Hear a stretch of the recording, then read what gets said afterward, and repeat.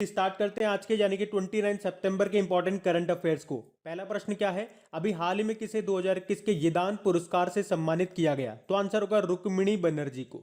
तो भारत के प्रथम एजुकेशन फाउंडेशन की सीईओ हैं ये रुक्मिणी बनर्जी, जिन्हें शिक्षा में विकास के लिए 2021 के यदान पुरस्कार से सम्मानित किया गया है। ये शिक्षा के क्षेत्र में एक शीर्ष वैश्विक पुरस्कार है और ये जो पुरस्कार है उन्हें स्कूलों में लर्निंग के परिणामों में सुधार के लिए उनके काम के लिए दिया गया है। क्या नाम है? रुक्मिणी बनर्जी। इनके अलावा स्टैनफोर्ड यूनिवर्सिटी के जो प्रोफेसर है एरिक हनुशेक, उनको शिक्षा अनुसंधान यानी कि एजुकेशन रिसर्च के लिए ये 2021 का यदान पुरस्कार से सम्मानित किया गया। बाकी हमारे उपराष्ट्रपति है एम वेंकैया नायडू। अभी हमने पढ़ा था असम की सरकार ने लोकप्रिय गोपीनाथ बारदोलाई पुरस्कार से इनको सम्मानित किया। और फुम जिले मिलाम्बो एंकुका ग्लोबल गोलकीपर अवार्ड 2021 मिला था इनको। और बांग्लादेश की फेरोज फैजा बथीर, इन्हें 2021 का चेंज मेकर पुरस्कार मिला था और ये दोनों पुरस्कार दिए bill and Melinda Gates foundation ने। तो ये भी ध्यान रखना, बढ़ते आगे। और हाँ गाइस, देखिए इंडिया के टॉप बैंक एडुकेटर्स एक बार के लिए और अनअकैडमी की हर क्लास और आप लाइव पर आपको आप अपने टीचर के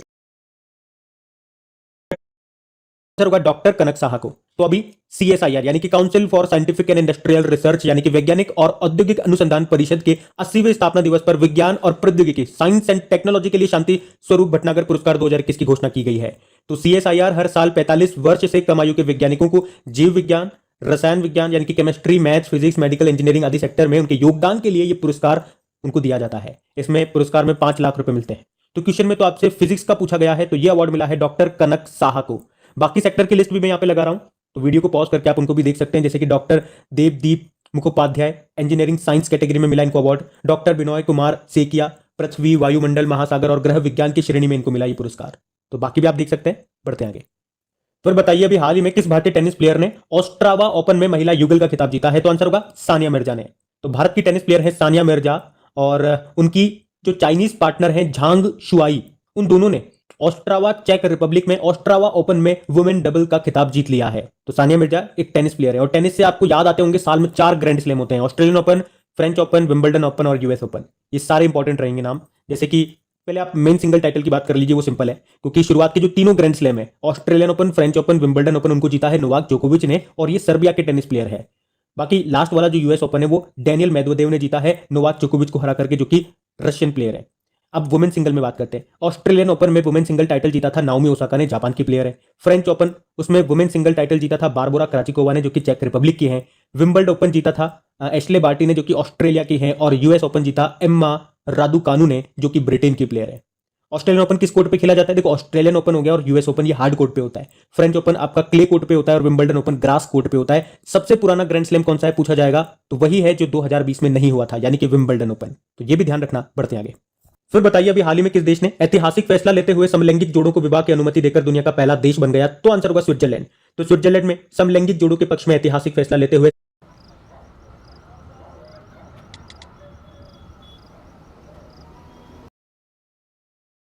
समलैंगिक जोड़ों को विवाह करने की अनुमति दे दी गई है। तो भी 64.1% मतदाताओं ने इस फैसले का समर्थन किया और अपना मत भी इसी आधार पर दिया। इससे पहले 2007 में स्विट्जरलैंड के द्वारा समलैंगिक लोगों को साथ में रहने का अधिकार दिया जा चुका था। ऐसे में अब उसी कड़ी में समलैंगिक लोगों को और ज्यादा अधिकार देते हुए विवाह करने की अनुमति भी दे दी गई है। तो इस फैसले का समर्थन करने वाले लोग मानते हैं कि अब कानूनी रूप से समलैंगिक लोगों को कई अधिकार मिल पाएंगे जिससे वे पहले वंचित रह गए थे। बात है स्विट्जरलैंड की, तो ये मैप में स्विट्जरलैंड, इसकी कैपिटल बर्न है, करेंसी है स्विस फ्रैंक, प्रेसिडेंट है गाय परमेलिन।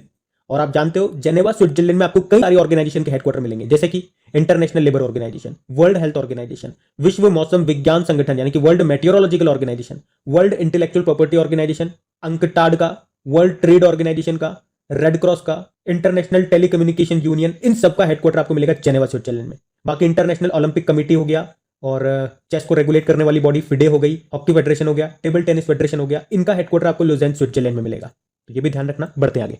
अच्छा बताइए अभी हाल ही में किस देश ने दुनिया की पहली महिलाओं के बहुमत वाली संसद को चुना है? तो आंसर होगा आइसलैंड। तो अभी आइसलैंड ने महिलाओं के बहुमत वाली संसद को चुना है, जो कि उत्तरी अटलांटिक के द्वीपीय राष्ट्र में लैंगिक समानता के लिए मील का पत्थर है। तो मतगणना संपन्न होने पर महिला उम्मीदवारों ने आइसलैंड की 63 सदस्यीय संसद जिसे कहते हैं अल्थिंग, उसमें 33 यानी कि 33 सीटों पर सफलता हासिल की है। बात आइसलैंड की है तो ये मैप में आइसलैंड, कैपिटल रिकविक है, आइसलैंडिक क्रोना यहाँ की करेंसी है और प्रधानमंत्री है कैटरीन। और आइसलैंड की संसद को मैंने बताया अभी क्या कहते हैं, अल्थिंग कहा जाता है। अच्छा बताओ किस देश को अग्निद्वीप के नाम से जाना जाता है? तो आइसलैंड आंसर होगा। चलो बताओ दुनिया का पहला 3D प्रिंटेड स्टील पैदल यात्री पुल यानी कि स्टील ब्रिज कहां पे लगाया गया? तो नीदरलैंड की कैपिटल एम्स्टर्डम में। विश्व का पहला प्लेटिपस अभ्यारण्य शुरू हुआ ऑस्ट्रेलिया में। और बताओ भारत का पहला डुगोंग संरक्षण रिजर्व स्थापित करने वाला पहला राज्य बना तमिलनाडु। डुगोंग ये सी काउ बोलते हैं इसको। और बताओ दुनिया का सबसे बड़ा और सबसे ऊंचा ऑब्जर्वेशन व्हील कहां पे खोला गया? यूनाइटेड अरब अमीरात में। और किस देश की कंपनी ने कोयले का इस्तेमाल किए बिना दुनिया की पहली स्टील बनाई? स्वीडन ने। और दुनिया का सबसे ऊंचा रेत महल कहां पे बनाया गया? डेनमार्क में। और रेत से याद आएगा भारत का पहला सैंड ड्यून पार्क ये बन रहा है कहां पे? गोवा में। तो ये ध्यान रखना, बढ़ते आगे। अच्छा बताइए अभी हाल ही में प्रधानमंत्री नरेंद्र मोदी ने कितने यूनियन टेरिटरी में आयुष्मान भारत डिजिटल मिशन को पायलट तौर पर शुरू किया? तो आंसर होगा 6। तो आयुष्मान भारत डिजिटल मिशन, इसकी घोषणा तो आपको याद होगा वैसे प्रधानमंत्री नरेंद्र मोदी ने स्वतंत्रता दिवस के दिन लाल किले से की थी, लेकिन अभी इसे 27 सितंबर 2021 को ऑनलाइन लॉन्च कर दिया गया है। और कितने यूनियन टेरिटरी में? 6 यूनियन टेरिटरी में इसको पायलट बेसिस पे लॉन्च किया गया। वो 6 यूनियन टेरिटरी केंद्र शासित प्रदेश कौन कौन से हैं? लक्षद्वीप, चंडीगढ़, अंडमान निकोबार, लद्दाख, पुडुचेरी और दादर व नागर हवेली और दमन व दीव। अब तो ये दोनों मिलकर एक ही हो गए। तो ये 6 यूनियन टेरिटरी है जहां पे इसको लॉन्च किया गया। और मैंने आपको बताया भी था इस योजना के बारे में कि इसमें क्या होगा, इसमें एक यूनिक डिजिटल हेल्थ आईडी बनेगा जिसमें उस व्यक्ति का सारा हेल्थ रिकॉर्ड होगा। और हेल्थ यानी कि स्वास्थ्य से एक प्रश्न मैं आपसे पूछूं, बताओ अभी किस राज्य ने सभी के लिए स्वास्थ्य बीमा योजना शुरू की? तो आंसर होगा राजस्थान ने। और उस योजना का नाम क्या है? चिरंजीवी योजना। 1 मई 2021 को शुरू किया गया था। तो ये ध्यान रखना, बढ़ते आगे। बताइए अभी हाल ही में किस राज्य के घटिया आजम खान रोड का नाम बदलकर अशोक सिंगल मार्ग कर दिया गया? तो आंसर होगा आगरा। तो अभी उत्तर प्रदेश के आगरा में घटिया आजम खान नामक रोड का नाम बदलकर दिवंगत नेता अशोक सिंगल के नाम पर अशोक सिंगल मार्ग कर दिया गया है। उसी तरह से नाम बदलने की बात है तो कुछ पॉइंट्स मैं आपको बताऊं जो भी करंट अफेयर्स में रहे थे, जैसे कि राजस्थान का जो मियां का बाड़ा रेलवे स्टेशन है जोधपुर का, उसका नाम महेश नगर रेलवे स्टेशन किया गया। उत्तर प्रदेश का सहारनपुर यूनिवर्सिटी का नाम मां शाकंबरी यूनिवर्सिटी किया गया।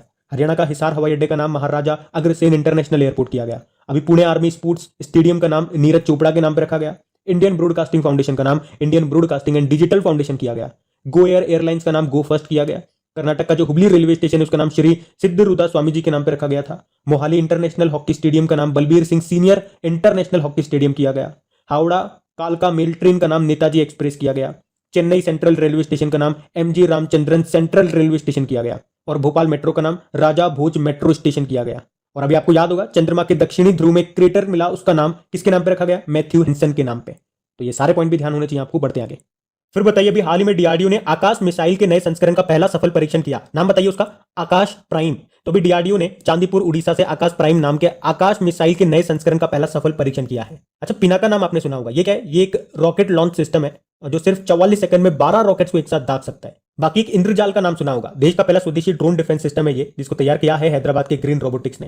लेकिन बात तो यहाँ पे डीआरडीओ की है तो इसके बारे में जानो। डीआरडीओ मतलब Defence Research and Development Organisation, जिसकी स्थापना होती है 1958 में नई दिल्ली में। हेडक्वार्टर है अध्यक्ष जी सतीश रेड्डी। चलो बताओ डीआरडीओ ने सीआरपीएफ के साथ मिलकर के जवानों के लिए किस नाम से एक बाइक एम्बुलेंस तैयार की थी? तो आंसर होगा रक्षिता।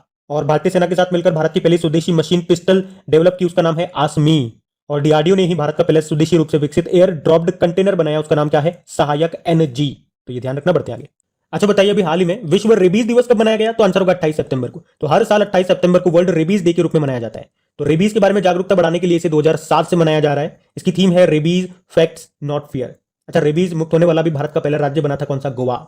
और रेबीज के टीके की खोज किसने की थी? लुई पास्चर ने। लेकिन याद रखना अगर पूछा जाए ना सबसे पहला टीका किसका खोजा गया था, तो वो था चेचक का यानी कि स्मॉल पॉक्स का। किसने खोजा था? एडवर्ड जेनर ने। तो ये पॉइंट भी याद रखना है, बढ़ते आगे।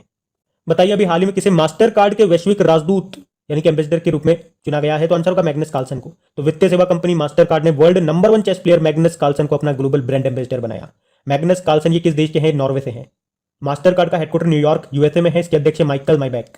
गार्डन ब्राउन पढ़ा था हमने, डब्ल्यूएचओ के ग्लोबल हेल्थ फाइनेंसिंग के ये ब्रांड एम्बेसडर बने उसके लिए। बाकी पंकज त्रिपाठी फिनो पेमेंट बैंक के पहले ब्रांड एम्बेसडर बने। और कृति सेनन अभी एक वॉच कंपनी है फॉसिल, उसकी ब्रांड एम्बेसडर बनी थी। और किचन वेयर ब्रांड है वंडर शेप, उसकी ब्रांड एम्बेसडर बनी थी।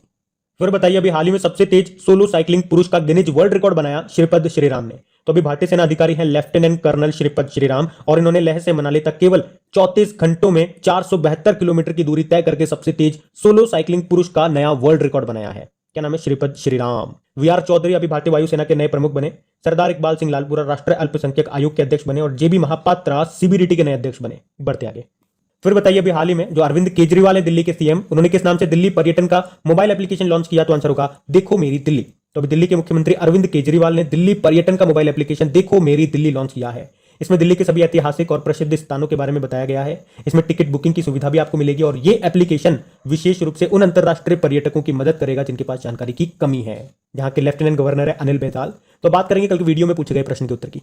तो कल की वीडियो में आपसे पूछा था कि रशियन ग्रैंड प्री जीतने के साथ 100 रेस जीतने वाले पहले फार्मूला 1 ड्राइवर बन गए कौन? Lewis Hamilton. आप सभी ने प्रश्न का बिल्कुल सही उत्तर दिया है। और गाइस वीडियो के लास्ट में एक बार रिक्वेस्ट कर रहा हूं मैं आप लोगों से कि प्लीज अगर सेशन अच्छा लगा हो तो इसे लाइक करके अपने दोस्तों के साथ में या जो भी आपका स्टडी ग्रुप है वहां पे एक बार वीडियो के लिंक को शेयर जरूर कीजिएगा। और अगर आप में से कोई इस वीडियो को वेरी फर्स्ट टाइम देख रहे हैं तो आपको बता दूं इन वीडियोस के साथ